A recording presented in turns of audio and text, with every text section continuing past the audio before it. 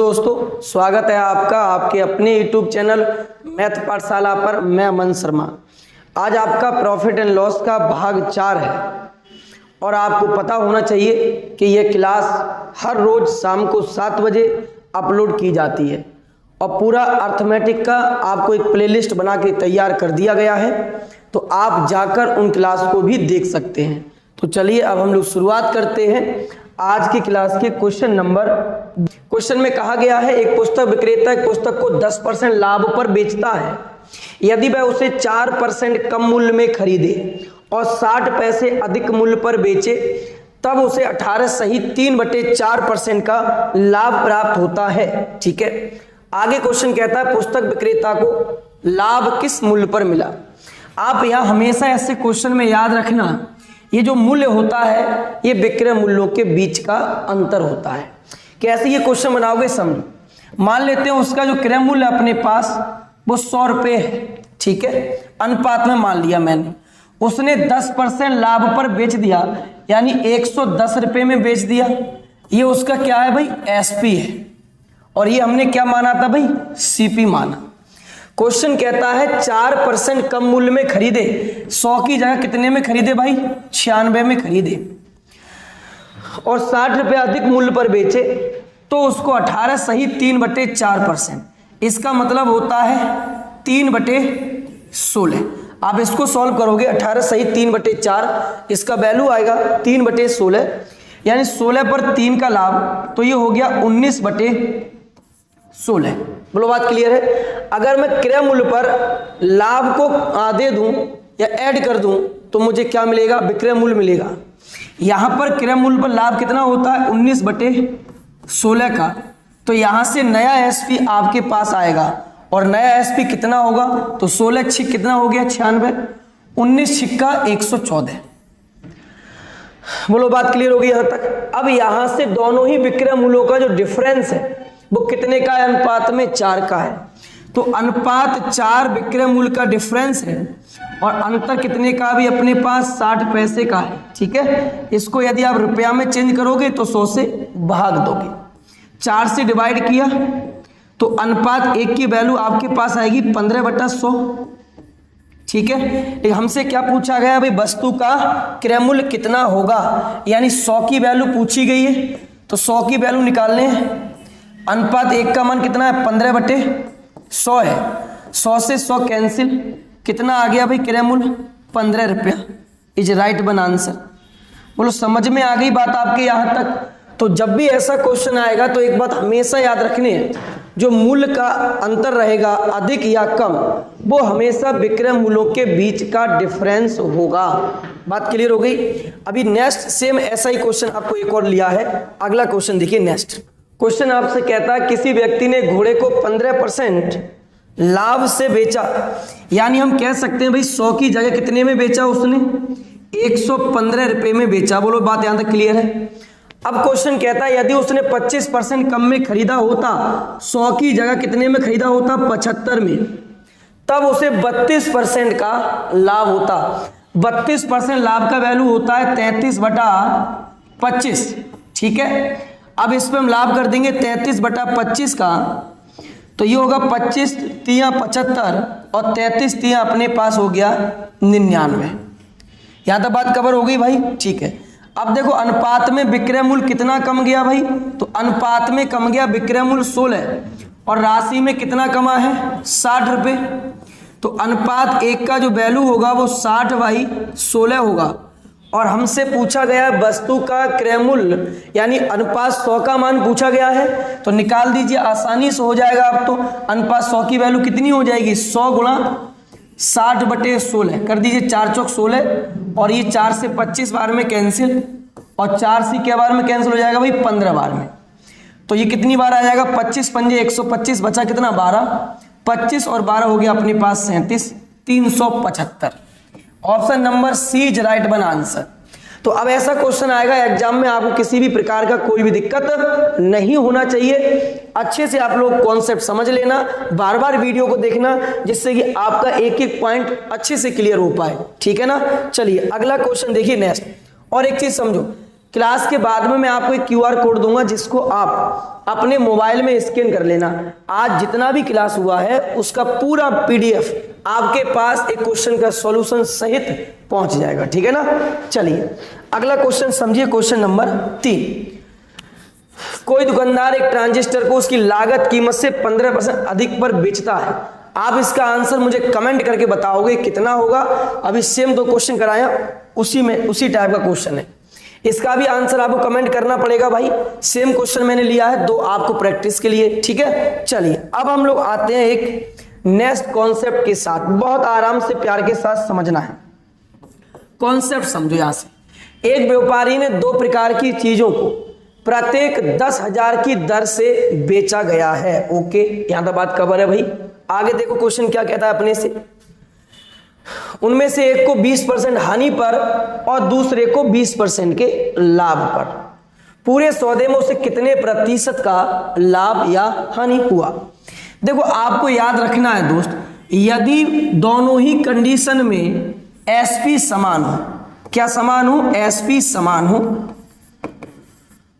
और दर परसेंट भी क्या हो, समान हो, एसपी समान हो और दर परसेंट भी समान हो, तो हमेशा आपको याद रखना है ऑलवेज जो होगा वो आपके पास लॉस होगा। लॉस क्या होगा, x² या फिर आप r² बाई 100% का। बोलो बात क्लियर हो गई यहां तक। अभी मैंने क्या बताया, यदि एसपी समान हो और आपके पास दर परसेंट समान हो तो 101% ऐसे मान के चलिए आप लोग, ऑलवेज क्या होगा, अपने पास लॉस होगा। और वह लॉस क्या होगा, r²/100% का होगा। जैसे अभी आपके पास यही वाला क्वेश्चन है, आपने देखा प्रत्येक का विक्रय मूल्य समान है यानी एसपी समान है और दर परसेंट भी समान है, तो आंसर क्या हो जाएगा, 20 का स्क्वायर कर दोगे सीधा सीधा, ठीक है। तो 20 का स्क्वायर कितना हो गया, 400 और बटे 100, 2 0 से 2 0 कैंसिल, तो आंसर आपके पास कितना आएगा, 4% का लॉस। तो ऑप्शन नंबर कौन सा होगा answer, D option is right one answer. बोलो यहां तक बात क्लियर हो गई, समझ में आ गया क्वेश्चन। अभी आपको आप अब ये कहोगे यदि मान लीजिए विक्रय मूल्य की जगह क्रय मूल्य दिया होता तब कैसे सवाल होता, तो आप वीडियो में अंत तक बने रहिए। प्रत्येक प्रकार का मैंने क्वेश्चन लिया है, आपको एक का एक क्वेश्चन समझ में आएगा, बस आप वीडियो में अंत तक बने रहो।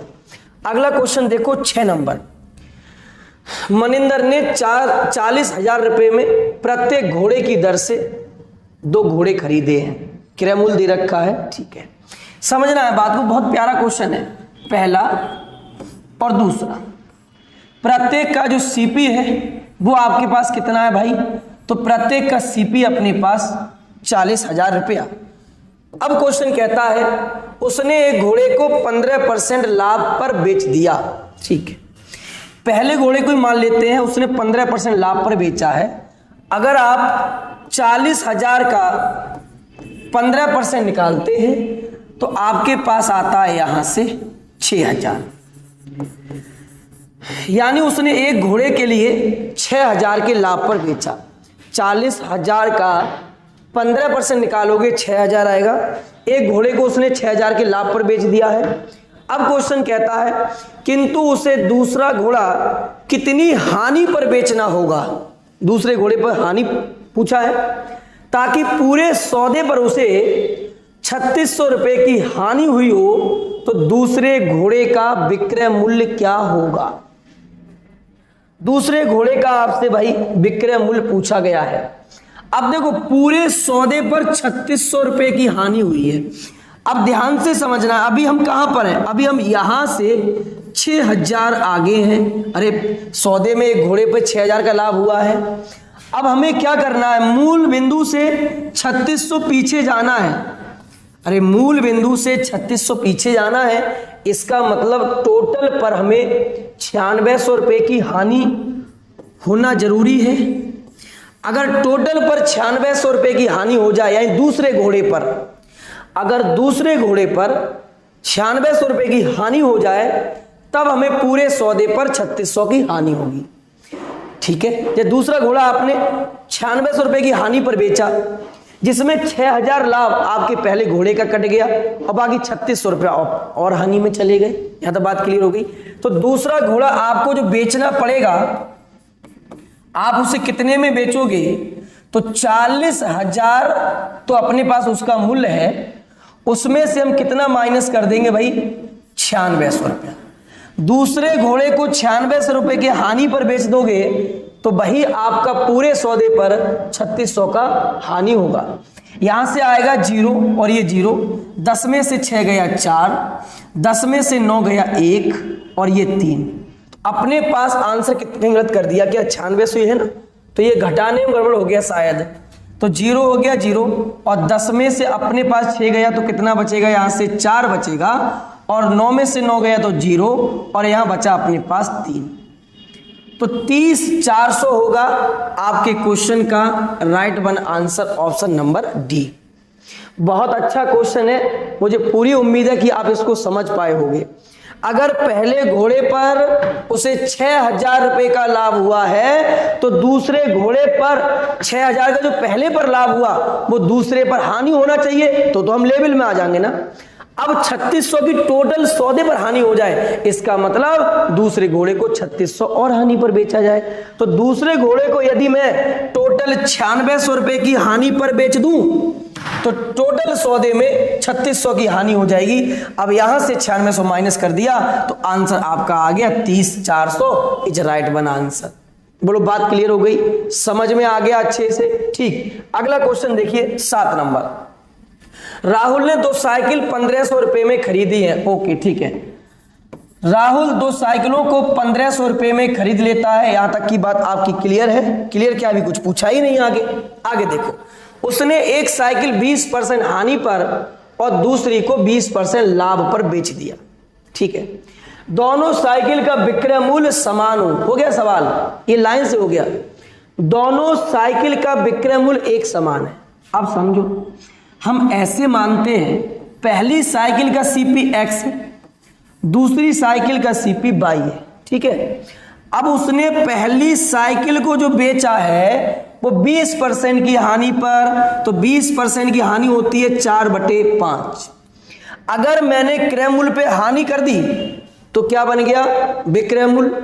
ठीक है, अब दूसरी साइकिल को उसने बेचा 20% के लाभ पर, तो ये होता है 6/5।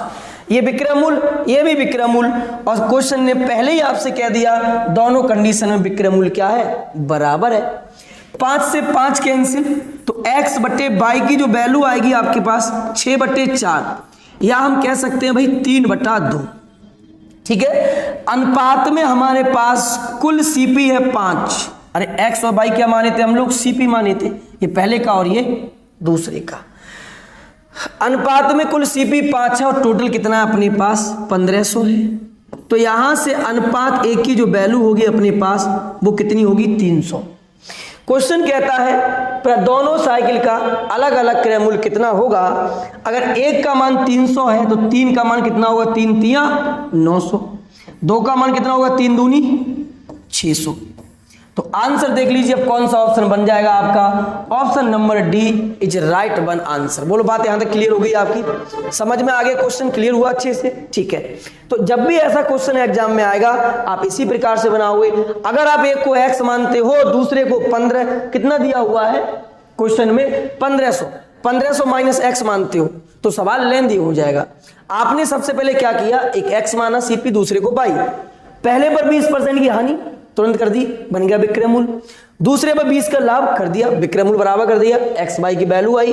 अनुपातिक मान है 5, 5 का मान है 1500, तो 1 का मान कितना है? 300। अगर 1 का मान 300 है तो यहां से पूछा 3 का मान 900 और 2 का मान 600। हो सकता है क्वेश्चन में ये पूछता कि बताइए भाई जो साइकिल हानि पर बेची गई उसका कितना मूल्य है, तो कितना होता? 3 तिया 900। बात क्लियर? ठीक, अगला क्वेश्चन देखिए नेक्स्ट 8 नंबर क्वेश्चन कहता है आपसे, एक व्यक्ति अपने 2 मोटरसाइकिल में से प्रत्येक को 25,000 रुपए में बेचता है। एक मोटरसाइकिल को 12% लाभ पर, दूसरे को 12% हानि पर। पूरे लेन देन में उसे कितने प्रतिशत का लाभ या हानि हुआ? अभी बताया मैंने एसपी समान हो और दर परसेंट भी क्या हो? समान। एसपी समान हो और दर परसेंट भी क्या हो, समान, तो क्या होता है, ऑलवेज लॉस होता है। तो ऑलवेज लॉस कैसे होता है, स्क्वायर आर का परसेंट का स्क्वायर रेट का स्क्वायर बटे 100। तो 12 का स्क्वायर 144 और 0.2 अंक के बाद तो आंसर आपका हो गया A option is right one answer. तो लाभ या हानि हुआ तो इतने की क्या हो गई, आपको हानि हो गई। बोलो बात क्लियर, समझ में आ गया क्वेश्चन। जब आपका एसपी समान हो, दर परसेंट भी समान हो तो ऑलवेज क्या होगा, लॉस। लॉस कैसे होगा, रेट का स्क्वायर बाई 100। तो हमने कर दिया, यहां से आंसर आ गया 1.44% हानि हो जाएगी। अगला क्वेश्चन देखिए 9 नंबर, इधर को आओ थोड़ा सा। अब देखो समझो, क्वेश्चन कहता है एक घोड़ा और एक गाड़ी प्रत्येक को 12,000 में बेचा। यदि घोड़ा 20 लाभ पर बेचा गया, गाड़ी 20 की हानि पर, तो पूरे लेन देन में इस प्रक्रिया में लाभ या हानि बताओ क्या हुआ है। इजी क्वेश्चन है, जल्दबाजी नहीं करोगे, आराम से बात को समझोगे। एक घोड़ा है, घोड़े का एसपी दे रखा है 12,000 और गाड़ी का भी कितना है, 12,000 है, ठीक है, और बेचा गया है। मान लेते हैं अपने जो घोड़ा था भैया, उसका जो सीपी था वो एक्स था और जो गाड़ी थी अपने पास, क्या गाड़ी, इसका सीपी मान लेते हैं कितना है भाई, 22 है, ठीक है। आराम से बात को समझना है। अब यदि पहले घोड़े एक्स को 20% के लाभ पर यानी 6/5 पर बेचा गया, विक्रय मूल्य बन गया, और इसका विक्रय मूल्य कितना दे रखा है, तो 12,000 रुपए दे रखा है भाई, ठीक है। तो 6 दूनी 12, इसका मतलब जो घोड़े की कीमत थी, रियल कीमत, वो 10,000 रुपया थी। यहां तक बात क्लियर हो गई। क्रय मूल्य में लाभ जोड़ दोगे तो क्या बनता है, विक्रय मूल्य बनता है। हमने क्या किया, घोड़े का क्रय मूल्य x और x पे यदि 20% का लाभ तो विक्रय मूल्य बन गया। तो विक्रय मूल्य कितना बना, 12,000, और x की वैल्यू अपने पास आ गई 10,000। ये घोड़े का रियल मूल्य है। आगे समझो, घड़ी का 22 है और 22 को उसने बेचा है 20 की हानि पर यानी 4/5 पर, बराबर कितने में बेच दिया उसने, 12,000 में। इसका मतलब वो थी कितने की भाई, 15,000 की थी। बोलो यहां तक बात क्लियर हो गई, ओके। अब देखो अपने पास कुल एसपी कितना है, अरे 12 की 24,000 की उसने बेची है ना दोनों, ठीक है। कुल एसपी है 24,000 और कुल सीपी 10 और 15 कितना होगा भाई, 25,000। कुल सीपी है 25,000 और आपने बेच दी 24,000 की, तो आप मुझे बताइए आपको हानि हुई या लाभ, हानि हो गई। 25,000 की वस्तु आप बेच रहे हैं 24,000 में, इसका मतलब 1,000 का आपको घाटा हो रहा है, तो 1,000 रुपए की हानि हो जाएगी। Is right one answer option number A. बोलो यहां तक बात क्लियर हो गई, समझ में आ गया। आपको घोड़े वाला जितना भी प्रकार का क्वेश्चन बनता है मैंने इस टाइप में ले लिया है। ऐसा नहीं है कि 2 सवाल ले लिए और जादू दिखा दिया, ट्रिक करा दी और कहानी खत्म। जितना प्रकार बनता है सब सॉल्व कराऊंगा। आप वीडियो में अंत तक तो बने रहिए, पूरी वीडियो को देखिए। यदि वीडियो पसंद आती है तो वीडियो को लाइक करो। आज ही क्लास का आपको पीडीएफ भी मिलेगा। अगर आप हमारे टेलीग्राम पे ऐड नहीं है तो इस वीडियो के डिस्क्रिप्शन में टेलीग्राम का लिंक दे रखा है, आप उसको क्लिक करिए और सीधे टेलीग्राम पे पहुंच जाओगे, ठीक है ना। आगे बढ़ा जाए, क्वेश्चन नंबर 10। आलोक ने 2 रेडियो 40,000 में खरीदे। एक रेडियो को 20% के लाभ पर, दूसरे को 20 की हानि पर। यदि दोनों के विक्रय मूल्य समान हो, प्रत्येक का विक्रय मूल्य क्या होगा। ऐसा सेम क्वेश्चन करा चुका हूं, इसका आंसर आप कमेंट में बहुत जल्दी से आपको देना है। कुछ बच्चे कमेंट में आंसर नहीं देते हैं, तो भाई उनको भी आंसर देना है। आपके कमेंट में कंटिन्यू पढ़ता हूं। यदि आपकी कोई भी समस्या है मैथ को लेकर, आप मुझे कमेंट करिए, मैं उसका जरूर आपको रिप्लाई करूंगा, ठीक है ना। हमेशा याद रखो। हटा दूं इसके लिए, चलिए अगले क्वेश्चन पे आ जाओ। आगे देखिए, 2 वस्तुओं को सम्मिलित क्रय मूल्य 1500 रुपया है, जिनका विक्रय मूल्य समान है।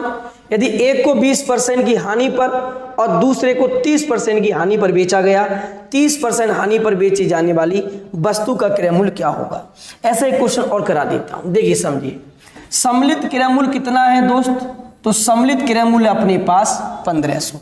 ठीक है, अभी देखिए समझो बातों। सम्मिलित क्रय मूल्य अपने पास 1500, तो हम यहां से मान लेते हैं भाई ए कितना है x और ए कितना है y। पहले को बेचा है 20 की हानि पर यानी 4/5 पर, दूसरी को बेचा है 30 की हानि पर यानी y को 30 हानि कितना होगा 7/10 पर। दोनों विक्रय मूल्य समान है, तो 5 दूनी ये 10। x/y की वैल्यू आपके पास आ जाएगी कितना, x/y ये वैल्यू आपके पास आएगी 7/8। अनुपात में कुल कितना है, CP 15 है। 15 की वैल्यू 1500, तो एक की वैल्यू आपके पास कितनी आएगी, 100 आएगी।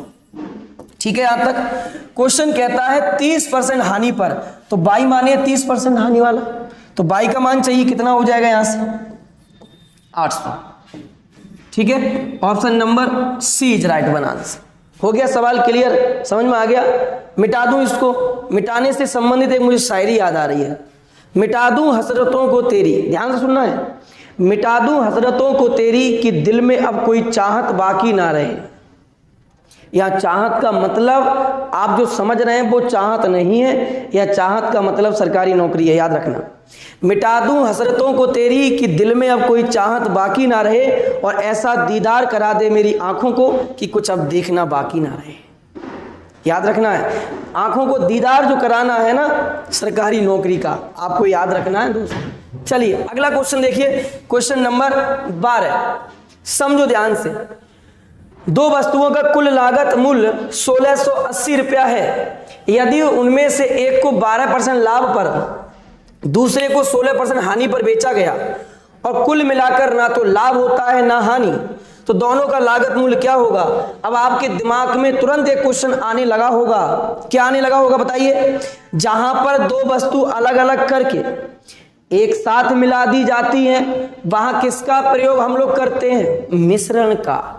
अब हो गया सवाल, एक को 12% प्रॉफिट पर, दूसरे को 16% के लॉस पर, टोटल पे कुछ नहीं तो 0। बात क्लियर। यहां से आपके पास 16%, यहां से आपके पास 12%। ठीक है, तो देखिए कितना हो जाएगा, यहां से परसेंट से परसेंट, 4 चौक 16 और 4 तिया 12। अब देखो अपने पास अनुपात में लागत मूल्य कितना, 7 की वैल्यू कितनी 1680, तो अनुपात 1 का मान फटाक से निकाल दो, 7 दूनी 14 और 7 चौक 28, 240। अलग अलग बताओ दोनों का क्रय मूल्य क्या होगा। यदि अनुपात 1 का मान 240 है बाबू, तो 4 का मान कितना होगा, 24 चौक 96, 960, और 3 का मान 24 तिया 72, 720। ठीक है, 960 और 720 is right one answer. Option number क्या पूछा है भाई, तो दोनों का अलग अलग, पहले का 960 है, तो ऑप्शन नंबर कौन सा होगा, B is right one answer. दोनों का अलग अलग हमें निकालना था क्रय मूल्य और निकाल दिया, समझ में आ गई। बाकी आप इसको बेसिक भी बना सकते हो, है ना। एक को x मानोगे, दूसरे 1680 माइनस x, और उस प्रकार से भी बना सकते हो। बाकी मैंने जो आपको बताया है ये आपको समझना है। देखो हर एक चैप्टर अगले चैप्टर की नींव होता है। अभी मैं प्रॉफिट के बाद आपको साधारण ब्याज पढ़ाऊंगा, उसके चक्रवृद्धि ब्याज है, फिर मैं इंश्योरेंस पढ़ाऊंगा। तो आपको हर एक बातों को अच्छे से समझना है। ऐसा नहीं है आए और सवाल को करने लग गए, है ना। जितनी अच्छे से आप सवाल की लैंग्वेज को पढ़ लोगे उतने ही आराम से क्वेश्चन बन जाएगा। तो कोशिश किया करो आप लोग घर पर बैठकर, सबसे पहले आप सवाल की लैंग्वेज को समझो, रटने की कोशिश ना करें। यदि आपको सवाल क्या आपसे कहना चाहता है, उसके हाव भाव क्या है, अगर ये आप समझ गए तो क्वेश्चन क्लियर हो जाएगा, बन जाएगा क्वेश्चन। और यदि आप लैंग्वेज ही नहीं समझ पा रहे हो तो क्वेश्चन को क्या आप पकड़ पाओगे, फिर तो रटने वाली बात हो गई। और जो रटते हैं वो एग्जाम पास ना करते हैं, जो ध्यान रखियो, है ना। एग्जाम हॉल में जाके समय चलता है उल्टा। आपने जो 3 साल या 4 साल या 5 साल जो तैयारी की है ना, वो सिर्फ 120 मिनट या 90 मिनट में आपको देनी होती है। आपको दिखाना होता है 90 मिनट 120 मिनट में क्या करना है आपको, तो अभी से अपने आप को परखो, अधिक से अधिक प्रैक्टिस करो, सेट लगाओ, जिससे कि आपका अभी नंबर कितना बनता है। जिनका रेलवे एनटीपीसी मेंस है या ग्रुप डी है, अभी से अपने नंबर को कैसे खींचा जाए।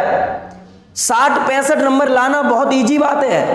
अगर आप 1 साल पढ़ लिए ना ऐसे ही तो 60-65 नंबर आ जाते हैं। एक बात याद रखनी है हमेशा। लेकिन 65 के बाद 70, 75, 75 से 80 नंबर लाने के लिए एड़ी चोटी के जोड़ लगाने पड़ते हैं, मेहनत करनी है, ठलुआ ना बैठने घर पर। तो इसलिए खूब मेहनत से पढ़ाई करिए, हर एक क्वेश्चन को आराम से समझिए। नहीं समझ में आए कमेंट करिए, फिर भी नहीं समझ में आता है मुझे व्हाट्सएप करिए, टेलीग्राम करिए। हर प्रकार से आपकी समस्या का मैं सॉल्यूशन करने को तैयार हूं, ठीक है ना। तो चलो क्वेश्चन नंबर देखिए अगला 13 नंबर क्वेश्चन। 2 घड़ी में से प्रत्येक को 2500 रुपए में बेचने से ना लाभ होता है ना हानि।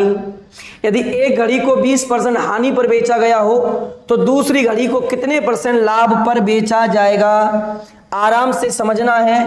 पहली घड़ी है, सेकंड घड़ी है, इसको बेच दिया 2500 में तो हमने कुछ नहीं कहा इससे, और इसको भी कितने में बेच दिया 2500, मनमानी कर ली। लेकिन टोटल पर ना लाभ हो ना हानि, बराबर मामला रहे, ठीक है।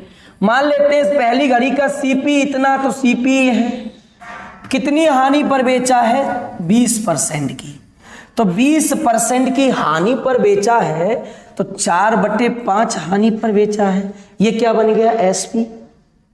अरे ये क्या बन गया एसपी। और एसपी कितना है अपने पास 2500 है। 4 से काटो, 4 × 24, 4 दूनी 8, 4 पंजे 20। तो पहली घड़ी का सीपी आ जाएगा 625 पंजे 3125। यहां से क्या समझे आप ये समझे पहली घड़ी का जो सीपी था 3125 और उसने बेचा 2500 में। इसका मतलब पहली घड़ी को जो हानि पर बेचा गया है वो हानि कितनी है 625 की। अब यदि मैं आपसे कहूं टोटल सौदे पर ना लाभ हो ना हानि, इसके लिए आपको क्या करना पड़ेगा। दूसरी घड़ी पर आप कहोगे भैया जितना पहले पर हानि हो गया है उतना दूसरी घड़ी पर आप लाभ कर दीजिए, मामला बराबर हो जाएगा। लेकिन कुछ बच्चे एग्जाम में क्या गलती करते हैं आप सुनिए, वो सीधा 625-2500 पर निकाल देते हैं। तो यही क्या हो जाएगी आपकी सबसे बड़ी कमी और भूल भी मानी जाएगी। क्योंकि जो भी लाभ निकलता है किस पे निकलता है, क्रय मूल्य पर। अब सुनो भैया 2500 में कोई चीज बेची है हमने, ठीक है, पहले पर जितनी हानि हुई उतना दूसरे पर लाभ हुआ। यानी ये 625 है वो दूसरे का लाभ माना जाएगा। 625 लाभ लेकर दूसरी घड़ी 2500 की बेची गई। इसका मतलब दूसरी घड़ी का सीपी कितना होगा, इसमें से निकाल देंगे हम लोग 625। तो दूसरी घड़ी का सीपी होगा, यहां से कितना बचा भाई 1875 बचा दूसरी घड़ी का सीपी। अब हो गया आंसर 1875 पर कितने का 625 का होता है हानि और गुणा करने वाले हैं 100 से। 625 तिया 1875 और 3 से काट देंगे 33 सही 1/3। दूसरी घड़ी को इतने लाभ पर बेच दो तो टोटल सौदे पर ना लाभ होगा और ना ही हानि। बोलो बात क्लियर हो गई, समझ में आ गया क्वेश्चन। अच्छे से बार बार क्वेश्चन देखना है, बहुत ही अच्छे लेवल का क्वेश्चन है ये वाला भी, ठीक है। Next 14 number. एक व्यापारी ने 19,500 रुपए में 2 घोड़े खरीदे। एक घोड़े को 20% की हानि पर, दूसरे को लाभ पर 15%, ठीक है। विक्रय मूल्य समान है। जैसे ही लाइन जुड़ गई आप समझ गए कि ऐसा क्वेश्चन तो मैं करा चुका हूं। आप आंसर इसका कमेंट करिए। 15 नंबर, यहां से एक नया कॉन्सेप्ट आपके जीवन में अब शुरू होगा, समझो ध्यान से। जीवन बहुमूल्य है ना भाई, तो इसमें कुछ सीखना तो है ही हमको। देखो एक घड़ी 144 रुपए में बेची गई। यदि इस पर प्राप्त प्रतिशत लाभ इसके क्रय मूल्य के बराबर है तो घड़ी का क्रय मूल्य क्या है। आज के बाद आप इस क्वेश्चन से संबंधित कोई फॉर्मूला याद नहीं रखोगे, ये मेरा आपसे वादा है। या द्विघात समीकरण बना के सवाल को सॉल्व नहीं करोगे, है ना। लोग इसका क्या करते हैं, फॉर्मूला लिखाते हैं, √√, 50 प्लस माइनस मार तमाम, कुछ नहीं है। आराम से समझो। देखो सीपी मान लेते हैं, यहां से कितना है सीपी, यहां से हमने माना x तो लाभ परसेंट है सीपी जैसा, यानी x%। बात क्लियर है? ठीक है। अब विक्रयमूल्य बनता कैसे है? आप कहोगे भैया जी सीपी में लाभ जोड़ दो, और लाभ किस पे होता है? क्रयमूल्य पर। लाभ किस पे होता है? क्रयमूल्य पर। तो ये क्या बनेगा? विक्रयमूल्य बराबर कितना अपने पास? 144। जब भी एग्जाम में ऐसा सवाल आ जाए तो जो याद रखो बस, x प्लस x का x%, x सीपी है, इस पे x% लाभ है क्रय मूल्य पर आप विक्रय मूल्य 144 है। अब कहोगे यहां से कैसे सॉल्व करोगे? तो समझो, आप एक ऑप्शन ऐसा उठा के रख दो इधर कि लेफ्ट बराबर राइट हो जाए, तो हमें साफ दिखेगा 80। कैसे? ये 80 हो जाएगा, और 80 का 80%, 80 का 80% 64 होगा, और बराबर 144, तो 144 बराबर 144, तो answer option number B is right one answer. बोलो बात क्लियर हो गई? समझ में आ गया ना? ठीक है, एक क्वेश्चन और समझो ऐसा ही, जिससे और बात आपकी अच्छे से क्लियर हो जाए। आप इधर आ जाओ थोड़ा सा भाई आगे, चलो देखो समझो। एक वस्तु को बेचने पर प्राप्त लाभ प्रतिशत उसके क्रय मूल्य के बराबर है। हम तो समझ गए इतनी बात। अब ठीक है, कुछ नहीं ज्यादा करना है आपको। अब बराबर में कितना लगा दोगे? 39 हो गया। साफ साफ दिखेगा ऐसे ही। अगर मैं इसको 30 ले लूं तो 30 का 30% होगा 9, और बराबर है 39, तो 39 बराबर 39 है कहीं 30? देखो ऑप्शन में, option number D is right one answer. हो गया क्लियर? समझ में आ गया ना? ठीक। अगला क्वेश्चन देखिए 17 नंबर, सेम क्वेश्चन है। आप इसका आंसर कमेंट करके बताओगे कितना होगा। कैसा लगा आज का क्लास? जरूर अपनी राय कमेंट में दें, और मुझे बताएं आपको क्या दिक्कत हो रही है अब तक की मैथ की सीरीज में। मैं और सुधार करने की उसमें कोशिश करूंगा, और पूरी होल मैथ इसी प्रकार से आप पढ़ने वाले हैं। हर दिन शाम को 7 बजे आप वीडियो का इंतजार करिए, और उसके बाद वीडियो को पूरा देखिए। तब देखना आप एंड में जाकर आपके मैथ का स्कोर कितना इंक्रीज हुआ है। चलिए, थैंक यू, धन्यवाद।